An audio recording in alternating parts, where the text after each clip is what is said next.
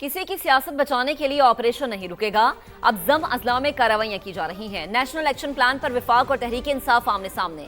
वजीर मुमलिकत बराए दाखिला तलाल चौधरी ने कहा कि खैबर पख्तूनख्वा में हालात सूबाई हुकूमत के कंट्रोल से बाहर है, जबकि असद कैसर ने जवाब दिया कि दहशतगर्दी तहरीक इंसाफ यह सूबाई हुकूमत का नहीं, पूरे सूबे का मसला है। सिर्फ तकरीरें नहीं, नेशनल एक्शन प्लान पर मुकम्मल अमल करो। कौमी असम्बली में होने वाली लफ्जी गोलाबारी आपको दिखाते हैं। केपी या फटक पीटीआई की पॉलिसीज और हुकूमत की नालायकी की वजह से चल रहा है। बाई सेपरेशन हो गई। मुझे बताएं, क्या इसका जायजा नहीं लेना चाहिए कि बाई सेपरेशन अभी तक क्यों नाकाम है? क्यों अभी तक दहशतगर्दी का खात्मा नहीं हुआ? सिटी काउंटर टेररिज्म की ड्राइव जिसमें चारों सीएम गिलगित आजाद कश्मीर की क़यादत आती है, उसमें सीएम साहब को बुलाया गया, वो आना पसंद नहीं फरमाते। आप कहते हैं कि चीफ मिनिस्टर मीटिंग में नहीं आता, न सूबाई हुकूमत को इत्तेमाद में लेते हैं, उल्टा सूबाई हुकूमत के खिलाफ नैरेटिव बनाते हैं। आपकी नालायकी की वजह से पूरा पाकिस्तान इस दहशतगर्दी का शिकार होता है, क्यों नहीं मानते? इनको क्या पता है कि उधर क्या हो रहा है? इसको तो एक पर्ची मिलती है और उस पर्ची में एक तकरीर मिलती है और तकरीर में ज़बान माशाल्लाह इतना है। जब आपसे कंट्रोल नहीं होता, क्यों फिर उन फोरम्स पे एग्री करते हैं? दहशतगर्दी पीटीआई का मसला नहीं है, सूबाई हुकूमत का मसला नहीं है, ये हमारे पूरी सूबी आवाम का मसला है। आए मिलके एक मुश्तरका पॉलिसी बनाए। आपकी सियासत बचाने के लिए कोई एक्शन नहीं रुकेगा। एक्शन होगा, होगा और होगा। हम नेशनल एक्शन प्लान पे अमल चाहते हैं, तकरीर नहीं, प्रैक्टिकल अमल। मजबूत और अवाम दोस्त पुलिस दाखिली सलामती और कानून की हुक्मरानी के लिए नागुज़ीर है। फील्ड मार्शल का अहम पैगाम। नेशनल पुलिस एकेडमी इस्लामाबाद के दौरे में chief of defence forces Asim Munir ने इंसदाद दहशतगर्दी और क़याम अमन के लिए पुलिस की कुर्बानियों का एतराफ़ किया। कहा, मुसल्लह अफ़वाज हमेशा बहादुर पुलिस एहलकारों के साथ खड़ी रहेंगी। सिपाही सालार ने शोहदा की यादगार पर हाजिरी दी और फूल रखे।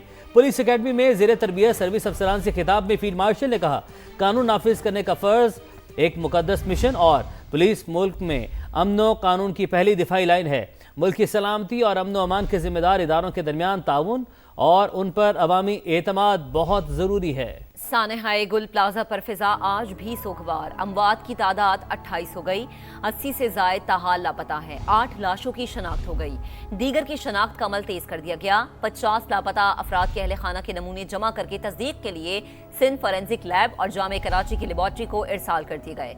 इमारत इंतहाई कमजोर हो चुकी है, गिरने का खदशा है। सानहाए गुल प्लाजा पर कराची की फिजा सोगवार। राख के ढेर में जिंदगी की तलाश जारी। खवातीन समेत दर्जनों अफराद अब भी लापता हैं।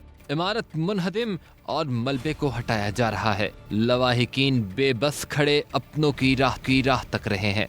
मेरी बेटी 30 साल की है और मेरा दामाद 40 साल का। अगर ये चाहते लोग बचा लेते, अगर रेस्क्यू करते लोग बच जाते। इन्होंने रेस्क्यू ही नहीं किया। 9 महीने के बच्चे जिसके आए नहीं दुनिया में औरत, वो दुनिया से चले गए। घर के 6 अफराद आए यहाँ पे शॉपिंग करने के लिए, वो उसका क्या कसूर था?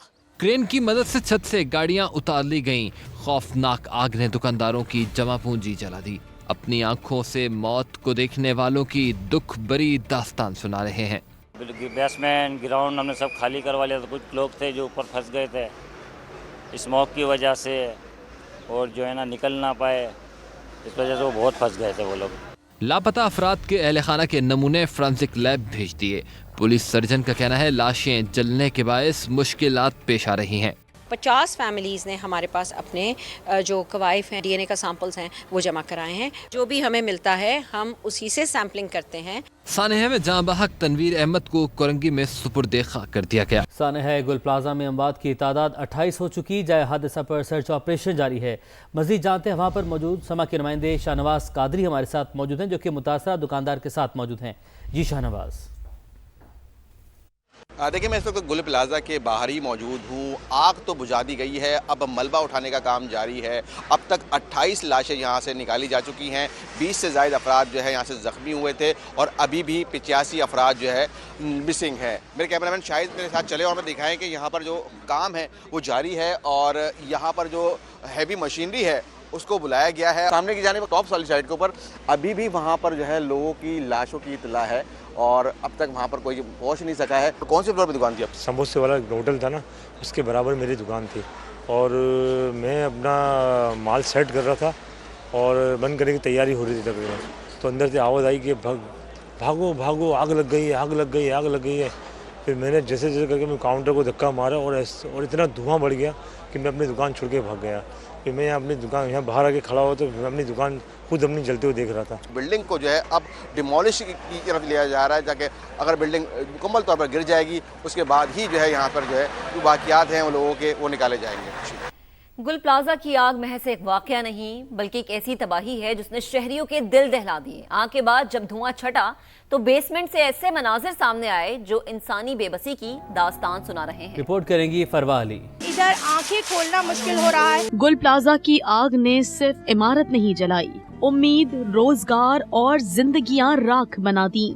आग बुझने के बाद जब समा की टीम बेसमेंट पहुंची तो हर तरफ सन्नाटा, धुआं और जली हुई चीजों की बू थी। पानी है, इतना पानी नीचे भरा हुआ ही है और सारा पानी गर्म आग हो रहा है। बेसमेंट में कायम दुकानें मुकम्मल तौर पर जल चुकी हैं। सीढ़ियां स्याह, टूटे दरवाजे और फर्श पर पानी।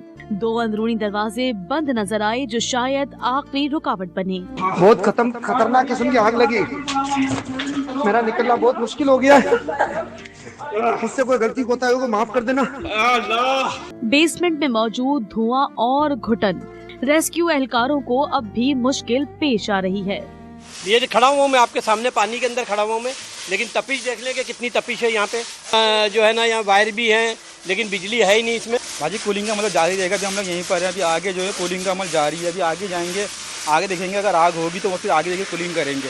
अभी यहाँ पर हमने थोड़ी चिंगारी उठी थी, यहाँ बुझा दी है। अब गुल प्लाजा जहां आम हालात में रश के दौरान चलना मुहाल हो जाता था, वहां बेसमेंट के तंग और दुश्वार गुजार रास्ते सिर्फ सरकारी महकमों ही नहीं, खुद बिल्डिंग इंतजामिया पर भी सवालिया निशान हैं। कैमरामैन फरहान यूसुफ के साथ फरवा अली, समा, कराची। 22 साल की कायनात जिसकी शादी को 2 माह हुए थे, गुल प्लाजा में लगने वाली हौलनाक आग के बाद से ताहाल लापता है। कायनात अपनी सास और खाला के हमरा गुल प्लाजा आई थी। मुतासरा खानदान गम से निढाल है।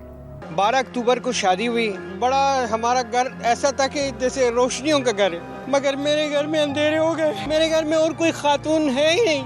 मेरे 4 बच्चे हैं। मेरे को अल्लाह ने बेटी नहीं दी थी, ये मेरी बेटी थी। हमारे 2 बच्चे जो है ना वो निकल आए इनकी तलाश में। जब यहाँ आए तो यहाँ पे आग लगी हुई थी। वो उनसे कोई राब्ता नहीं हो रहा था, तो उन्होंने सारी रात इधर गुजारी और जो उनका फ़ोन नंबर है उसको भी ट्रेस करने की कोशिश की। बस हमें ये कन्फर्म हो गया कि हमारे बच्चे इसी बिल्डिंग में बसे हुए हैं। सास आई थी शॉपिंग करने के लिए, बहू को बोला चलो तुमको आइसक्रीम खिलाते हैं। वो आइसक्रीम खाने के लिए उसको मौत यहाँ खींच के ले आई। रोजा था उस दिन, रोजा खोल के ये लोग निकले घर से। कराची की तमाम इमारतों को 3 रोज में फायर सेफ्टी सिस्टम नस्ब करने का ultimatum Sindh building control authority ने चेयरमैन आबाद को तहरीरी तौर पर आगाह कर दिया।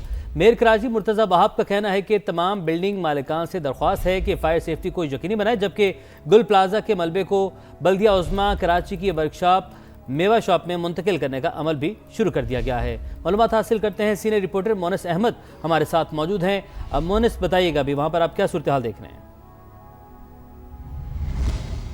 बिल्कुल यही सूरत हाल है। सबसे अहम ऐलान आज सिंध बिल्डिंग कंट्रोल अथॉरिटी की जानिब से आया है, जिसमें तमाम बिल्डिंग्स में फायर सेफ्टी सिस्टम को नस्ब करने के लिए 3 दिन का अल्टीमेटम दे दिया गया है। चेयरमैन आबाद जो हसन बख्शी हैं उनको तहरीरी तौर पर ख़त लिख के SBCA की जानिब से आगाह कर दिया गया है। उनका ये कहना है कि जो फायर सेफ्टी ऑडिट हुआ था उसकी रोशनी में तमाम बिल्डर्स जो हैं उन तमाम इंतजाम को यकीनी बनाएं। और मेयर कराची कहते हैं इस सिलसिले में आज भी फायर सेफ्टी ऑडिट किया गया है। ज़िला जनूबी और शरक़ी की 6 इमारतों में ऑडिट किया गया है। साथ ही जो मलबा गुल प्लाजा से उठाया जा रहा है उसको KMC की मेवा शाह वर्कशॉप पे डंप करने का सिलसिला शुरू कर दिया गया है। इस वक्त भी यहाँ पे हम देख सकते हैं कि तकरीबन 2 से 3% हुक्काम बताते हैं कि मलबा लाके डाला गया है, लेकिन इसमें बहुत सारी कीमती अशिया भी हमें नजर आ रही हैं जो कुछ टूटी हुई हालत में है। लेकिन जो सिक्योरिटी है यहाँ पे बढ़ा दी गई है इसी खदशे के पेश नज़र कि इसमें से कोई भी सामान इसको चोरी ना किया जा सके। इसमें बर्तन है, इसमें आप देख सकते हैं कपड़े नज़र आ रहे हैं, मुख्तलिफ जो स्टील की चीज़ें हैं वो नज़र आ रही हैं। और यहाँ पे